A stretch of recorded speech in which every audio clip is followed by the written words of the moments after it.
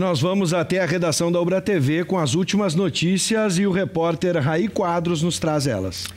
Olha, Luiz Gustavo, a gente vai falar desse anúncio da proposta de reforma tributária. Só antes, eu quero dizer que daqui a pouquinho, no próximo bloco, daqui a pouquinho ainda no programa, a gente vai atualizar as bandeiras do modelo do distanciamento controlado aqui no programa. Bom, esse anúncio da proposta da reforma tributária do Rio Grande do Sul está repercutindo entre as lideranças setoriais do Estado. A Federação das Entidades Empresariais disse ser contra as medidas de aumento de impostos e que afirmou estarem contidas no texto apresentado pelo governo. A Federação disse ainda que busca uma reforma que incremente a competitividade para as empresas gaúchas e que incentive a inovação.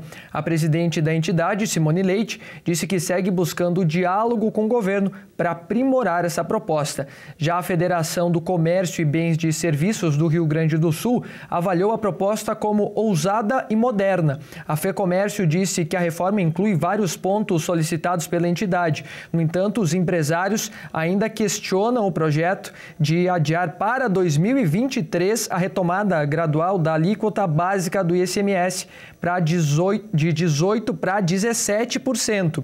A entidade esperava que esse retorno acontecesse ainda no ano que vem.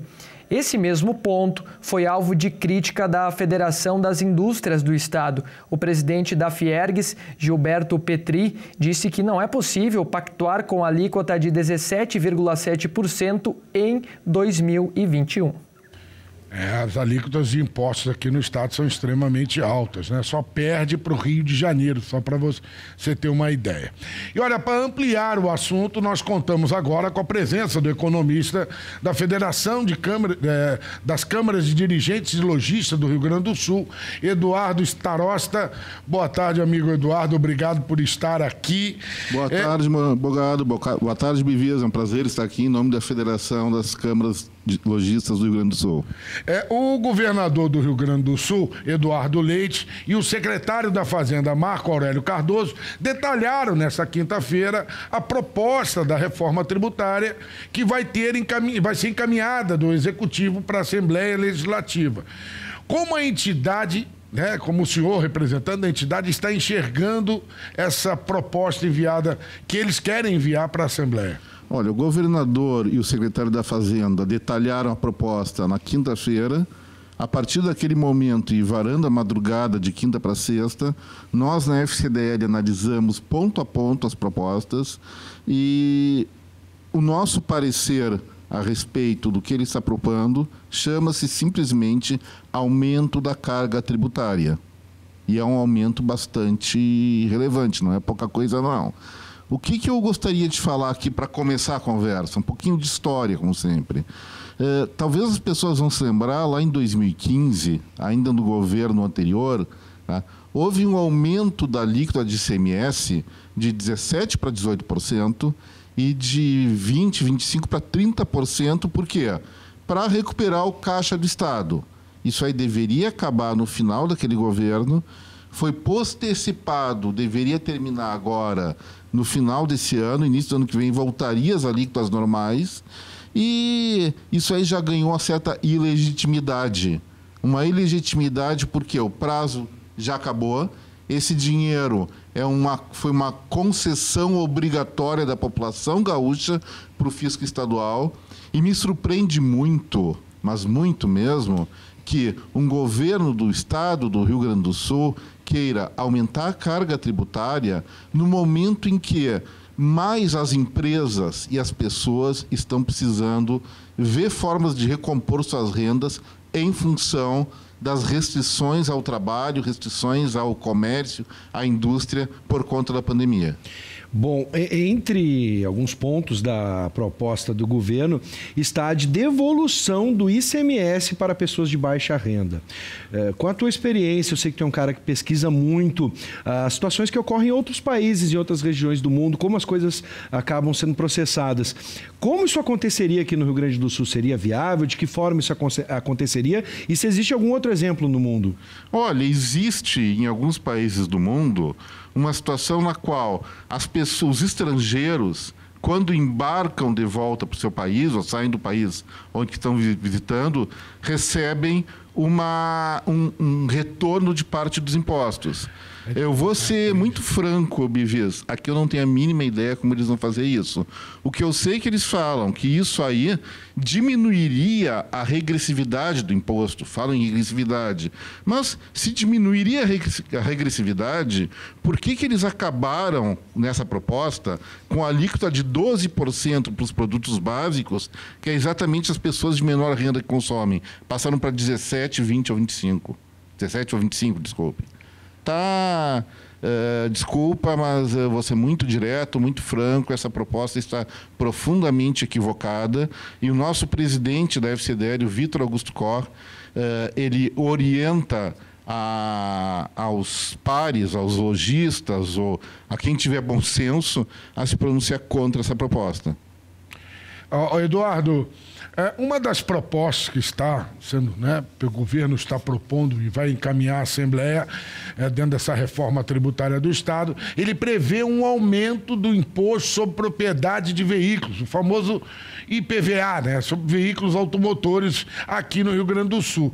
Atualmente, o percentual é 3% e vai passar para uma alíquota de 3,5% para automóveis e caminhonetes. E o aumento do teto de isenção para veículos fabricados há mais de 40 anos e não 20 anos. Essa faixa da população que vai pagar mais imposto, no caso do IPVA, vai ter alguma contrapartida, pelo que você entendeu da proposta? Olha, eu vi uma pequena contrapartida, que seria uma destinação a fundos de caridade que aumenta de 20 para 30 milhões.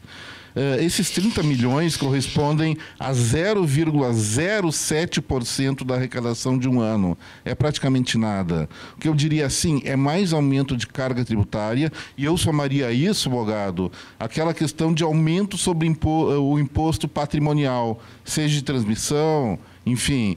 O que acontece com isso? Tá? Pode até aumentar a arrecadação de curto prazo, mas vamos pensar o seguinte, você vai criar o patrimônio dos seus filhos, você vai fazer esse patrimônio no Rio Grande do Sul ou no outro estado que cobre menos imposto? Você vai investir.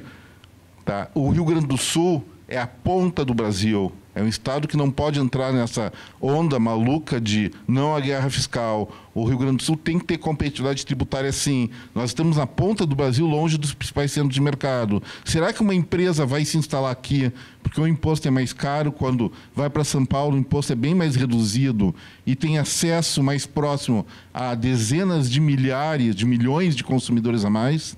A coisa está meio que fugindo do senso. Bom, outra medida prevista é a simplificação com redução de alíquotas do ICMS. De que maneira, como é hoje e como ficaria no futuro caso a proposta seja aprovada, para que as pessoas possam entender?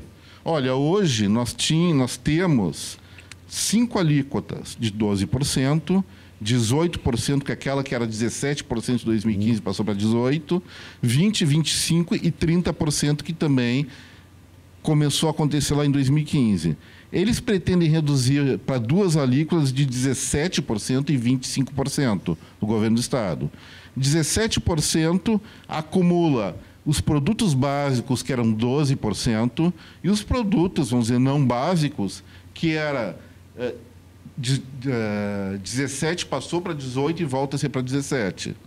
No caso daquelas coisas, dos essenciais que nós consumimos e pagamos 30%, como telefonia, energia elétrica e outras coisas assim, que era 30%, passa a ser 25%. No total, seguramente, o gaúcho vai tirar mais dinheiro do bolso para pagar impostos, e aí a gente pergunta, será que, ainda mais diante da situação atual, nós, cidadãos gaúchos, temos condições de estar tirando mais dinheiro para pagar impostos, ou a gente já esgotou nossa capacidade de contribuição há muito tempo? Essa é a pergunta que eu quero te fazer agora, Eduardo. Essa reforma tem estofo para tornar o Rio Grande do Sul um estado mais competitivo, ou pode se tornar paliativo para aliviar o caixa do estado? Porque a proposta prevê, por exemplo, redução das alíquotas incidentes sobre a maior parte dos produtos, mas também elevação de alíquotas de outros. Vou dar um exemplo. O setor de vinho, por exemplo, ele hoje é tributado em 18% e passaria para 25%. pode ser prejudicado nesse novo sistema, né? Seguramente é prejudicado o setor de bebidas, refrigerantes, que, tudo bem, vamos dizer, tome água, vamos fazer campanha. Mas, refrigerantes gera centenas de milhares de empregos, vamos dizer, alavanca restaurantes, bares, e vai ter esse mesmo aumento tributário. E isso aí visa somente aumentar a arrecadação para cobrir um déficit de caixa que, a nosso ver, na FCDL, deveria ocorrer através da redução de custos, não do aumento de impostos. Chega disso. Tá, para fechar, eu vou ampliar, vou sair aqui do estado e vamos para o Brasil. O vice-presidente Hamilton Mourão falou sobre a CPMF, a volta da CPMF, e ele justificou, abre aspas, dizendo é justa a volta da CPMF desde que para um fim específico, como desonerar a folha, por exemplo. O que tu pensa sobre a volta da CPMF, com fim específico ou não? No passado era para a saúde, né? Enfim. Olha, com todo respeito ao vice-presidente, eu me pronunciaria contra também. A CPMF é um tributo que já ocorreram algumas tentativas de implantação dele, nunca cumpriu seus objetivos e, como nós falamos em relação ao governo do Estado, falar em relação ao governo federal também. O momento é de buscar reduzir o custo do trabalho, o custo empresarial com tributos, para voltar a alavancar a nossa economia o mais rapidamente possível. Cobrar de quem já não tem é um abuso. Obrigado, meu amigo Eduardo. Não, eu que agradeço. Obrigado pela sua presença aqui ao vivo com a gente, esclarecendo sobre essa proposta que vai ser entregue do governo do Eduardo Leite, vai ser entregue na Assembleia Legislativa. Tá, da próxima vez eu espero estar aqui novamente com algum tema mais ameno, como, por exemplo, ser jurado de concurso de Miss Rio Grande do Sul, assim. Mas estamos aqui na luta pelo bem do Rio Grande do Sul. Não tenha dúvida. Obrigado, Eduardo.